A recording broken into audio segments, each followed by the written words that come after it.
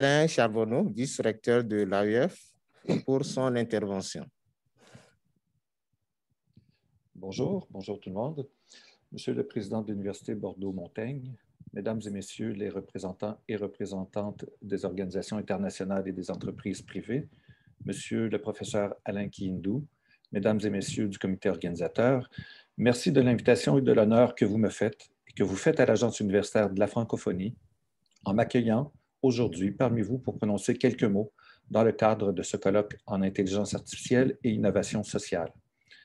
Monsieur Patrice Delabroise, Madame Halimi de la Commission nationale française de l'UNESCO, chers participants et participantes, je vous souhaite à tous et à toutes mes meilleures salutations. Il me fait plaisir de me joindre à vous en direct de Montréal, du Canada, où il est présentement ici 3h50 du matin, et j'aimerais être avec vous aujourd'hui en présentiel. Ce sera sans doute pour une prochaine occasion.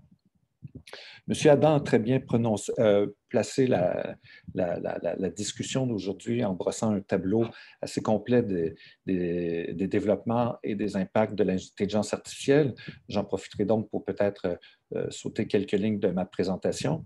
Mais ce qui est important de saisir ou de mentionner, c'est qu'il y a seulement 5 ans maintenant, quand je pense par exemple à la partie qui a été jouée ou le match qui a été joué de Go entre Lee Sedol, un champion du monde de Go, et l'intelligence artificielle développée par DeepMind qui s'appelait AlphaGo. Il y a seulement 5 années que tout ça s'est déroulé devant nous. Et à ce moment-là, ça a été une façon de frapper l'imaginaire du grand public et d'exprimer en cette synthèse, je dirais, de faire la synthèse de l'état d'avancement de l'intelligence artificielle, la nouvelle intelligence artificielle basée sur l'apprentissage profond qui frappait à notre porte. Et la vitesse de développement de ce secteur de l'informatique et des mathématiques et les applications directes et indirectes qui découlent de cette intelligence artificielle nécessitent une attention, une vigilance de tous, notamment des décideurs, afin que cette nouvelle force en soit réellement une bénéfique pour l'homme. C'est donc en étant bien convaincu de l'importance que se tiennent des colloques en intelligence artificielle et en innovation sociale que l'AUF est heureuse de soutenir la présente édition de ce colloque. En effet, il nous faut anticiper l'impact social et sociétal de l'IA et en parcourant les résumés des présentations qui seront faites dans les 2 prochaines journées, c'est avec intérêt que j'ai vu les préoccupations que soulève l'IA en matière d'éthique, juridique, de gouvernance, d'impact sur le monde du travail, de l'impact sur le monde économique, sur le monde de l'éducation et de l'impact sur l'environnement. Ainsi, l'objectif de mon intervention d'aujourd'hui est de vous présenter ce que nous pouvons faire à l'AUF pour soutenir et contribuer à l'émergence d'une IA responsable en Afrique francophone et plus largement dans l'espace de la francophonie scientifique. Alors, si vous me permettez quelques instants, merci M. Kiindou de présenter ma présentation PDF. J'ai intitulé mon intervention d'aujourd'hui l'AUF, une organisation internationale pertinente, dynamique et engagée au regard de la thématique du colloque d'aujourd'hui. Je suis Alain Charbonneau, vice-recteur à l'AUF, chargé notamment du réseautage. Je suis également titulaire d'un doctorat en mathématiques appliquées. Et dans mon parcours, j'ai occupé également les fonctions de vice-recteur à l'enseignement et à la recherche et à la création à l'Université du Québec en Outaouais, là où j'ai été professeur pendant près de 20 ans. Si on peut passer à la slide suivante.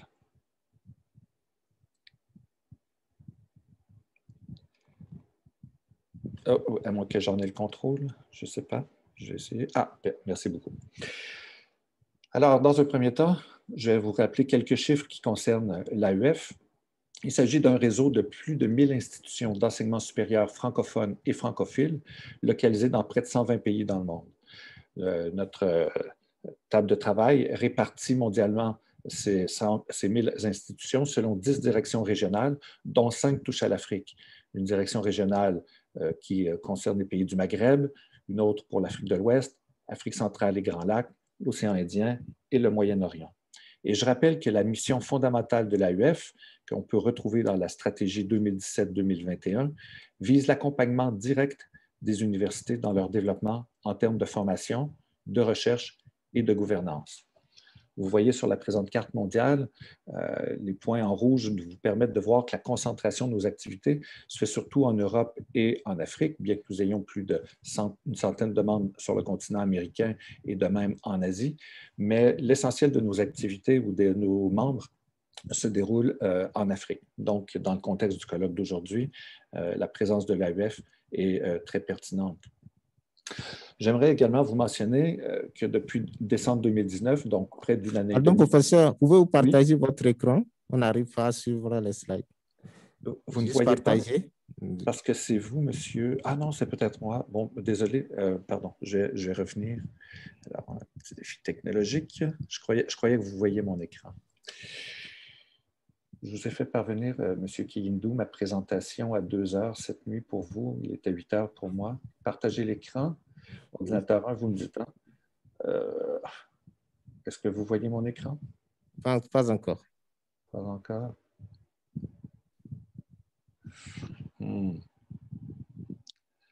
Bien, écoutez, je peux peut-être enchaîner parce que je n'arrive pas à voir, comme on le voit dans Teams, chacun des documents que je peux partager. Donc, j'ai l'impression que vous voyez peut-être ce qui est localisé sur mon écran, sur un de mes écrans. Je réessaie à nouveau. Tableau blanc, aperçu Chrome, partager l'écran. Bon, ben écoutez, je vais poursuivre oralement, si ça ne vous dérange pas. Mais bon, professeur Kiyindou, peut-être l'avez-vous, peut-être est-ce possible pour vous de la diffuser. Vers 2 heures cette nuit, heure de Paris, là, je vous ai fait parvenir cette présentation. D'accord. Alors, j'en étais au fait que depuis décembre 2019, l'AUF a à sa tête un nouveau recteur.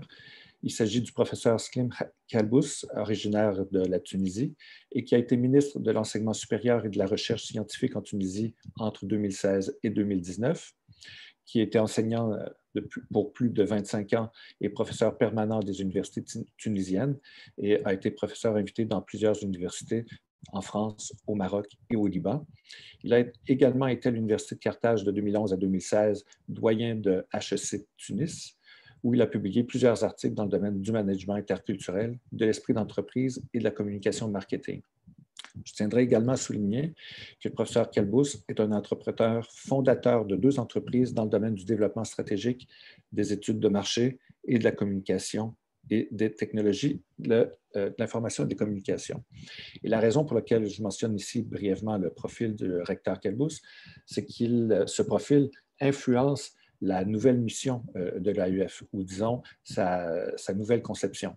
Et donc, pour aller plus loin relativement à la mission fondamentale, l'AUF s'autorisera maintenant, à partir de son adoption, de l'adoption de la nouvelle stratégie en septembre 2021, s'autorisera à quitter l'enceinte délimitée par les murs de ses universités membres pour l'enceinte plus large de la francophonie scientifique, ce qui nous amènera, entre autres, à opérer une transformation numérique de plusieurs de nos services, accroître le soutien de la recherche et à l'innovation, incluant l'innovation sociale, de contribuer à l'employabilité des finissants et finissantes universitaires, d'engager le dialogue avec les États dans lesquels sont situés nos États membres, d'intensifier le réseautage, les partenariats et les collaborations internationales interuniversitaires, entre autres, et de mettre de l'avant une diplomatie scientifique francophone. C'est lors de notre Assemblée générale de septembre 2021 que nous dévoilerons la formulation complète de notre nouvelle stratégie 2021-2025 et je vous lance une invitation à la fin de ma présentation. Alors, pour pouvoir souligner le rôle que l'AUF peut jouer dans cette discussion d'intelligence artificielle et d'innovation sociale, je vais souligner quelques défis qui ont été identifiés en matière d'intelligence artificielle, notamment pour son développement en Afrique, en me basant sur l'évaluation des besoins en intelligence artificielle en Afrique, le rapport produit par l'UNESCO d'une enquête 2021. Donc, je tiens à rassurer tout de suite, Madame Halimi, que je ne vais pas mentionner tout ce qui est dans le rapport, loin de là, mais seulement insister sur quelques points pour mieux étayer mon propos. On y mentionne comme défi notamment ceux liés à la gouvernance de l'IA, par le renforcement des initiatives politiques, d'un besoin de développement de cadres juridiques et réglementaires et de la consolidation des capacités même de gouvernance. Un autre défi touche évidemment à celui de la compétence humaine et institutionnelle en matière d'IA, à son développement, que ce soit du côté de l'éducation, formation. On y souligne un manque de ressources pédagogiques, une pénurie d'enseignants formés pour l'enseignement de l'IA en Afrique. Et au niveau de la recherche, on souligne également que les infrastructures sont limitées, le large fossé de connaissances nécessaire pour développer une recherche de pointe, une difficulté, un accès limité à des réseaux de recherche nationaux et internationaux, ainsi que des accès difficiles aux données d'apprentissage. Les recommandations, ou quelques-unes des recommandations qui découlent de ce rapport, sont de renforcer les collaborations scientifiques en intelligence artificielle entre les universités africaines et entre les universités africaines et les universités du monde entier, de renforcer la collaboration scientifique en IA entre les universités et les acteurs du secteur privé, d'investir dans les échanges des connaissances à travers des programmes d'échange universitaires et d'investir dans le lancement de nouveaux programmes de master et de doctorat pour la recherche et le développement d'IA en Afrique et s'assurer que ces programmes soient accessibles à tous, indépendamment du genre. Puisqu'on est dans le domaine universitaire, ces recommandations touchent au domaine universitaire, vous comprendrez qu'elles sont directement liées à la mission de l'AUF. Une diapositive pour vous parler que l'intelligence artificielle, c'est beaucoup, et M. Adam l'a très bien souligné, et pour moi, je le souligne de cette façon-ci, l'économie de demain des pays sera indissociable de la maîtrise de l'intelligence artificielle. Alors, c'est un appel que je fais. L'intelligence artificielle, c'est beaucoup plus que le traitement automatique d'images et autres. Comme le soulignait M. Adam, cette contrepartie, 3 dimensions d'intelligence artificielle, touche à la robotique intelligente. On peut penser aux chaînes de montage. Dans le domaine de la santé, ce sont les prothèses intelligentes, les exosquelettes intelligents, le transport intelligent. C'est l'industrie 5.0 qui est naissante et qui deviendra omniprésente dans le monde de l'industrie. Donc, une industrie qui incorpore davantage que les technologies de l'information et des communications, mais également une robotique intelligente qui coopérera avec l'humain ou l'humain coopérera avec la robotique intelligente pour le développement de ses produits. C'est également l'Internet des objets qui vient avec nous, d'autant plus que les communications 5G sont de plus en plus répandues. Et bref, c'est un environnement numérique et physique intelligent qui composera le tissu dans lequel l'homme évoluera. Et bien d'autres innovations qui découleront de l'intelligence artificielle, qui contribueront à l'économie des pays de demain.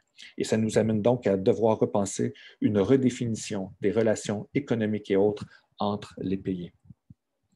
Alors, ces observations du document de l'UNESCO et les observations, quelques-unes des observations que je viens de souligner, sont telles que l'AUF est à son tour concernée par ces questions et est interpellée et volontaire pour soutenir et contribuer aux échanges scientifiques, sociaux et politiques nécessaires à la mise en place d'une IA responsable. Les universités forment la jeunesse, les travailleurs et les citoyens d'aujourd'hui et de demain. Nous bénéficions à l'AUF d'une expertise de 60 années en matière de coopération et de collaboration universitaire terrain.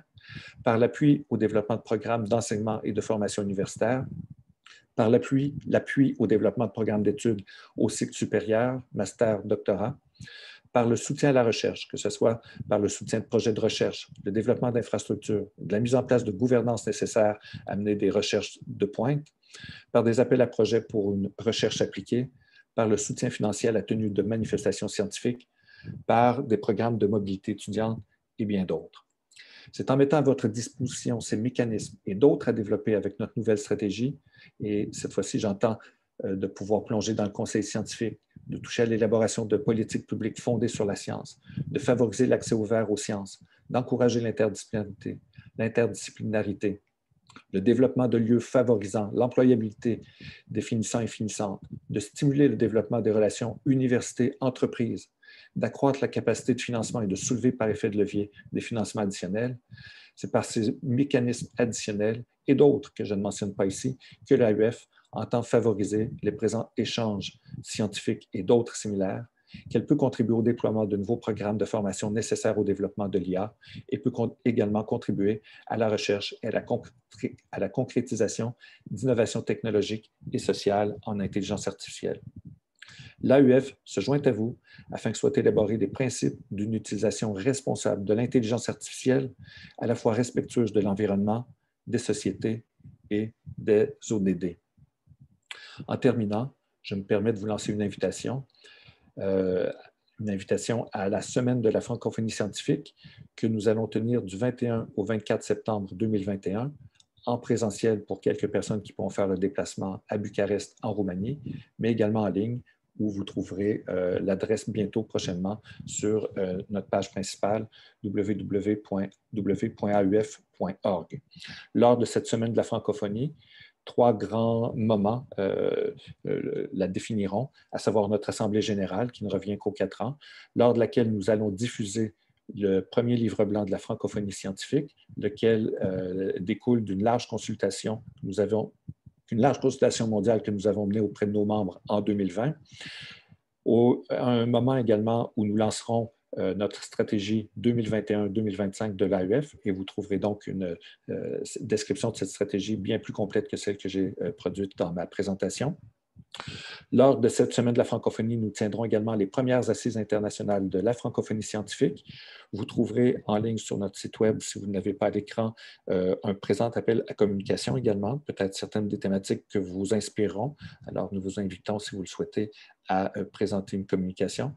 Également, ce sera une occasion pour nous, un événement plus festif, de souligner notre 60e anniversaire, puisque, voilà, nous avons fondé l'AEF, ou son prédécesseur, sa prédécesseur, en 1961, ici à Montréal. Alors, je tiens à vous remercier de votre attention et je vous souhaite le plus fructueux des colloques. Malheureusement, je ne pourrai pas beaucoup me joindre à vous. Peut-être aurai-je un peu de temps demain pour me connecter ici et là à travers mon agenda. Merci à vous et bon colloque.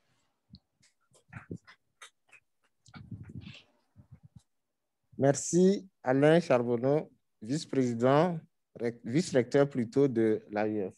Nous allons enchaîner avec l'intervention de Suzy Halimi.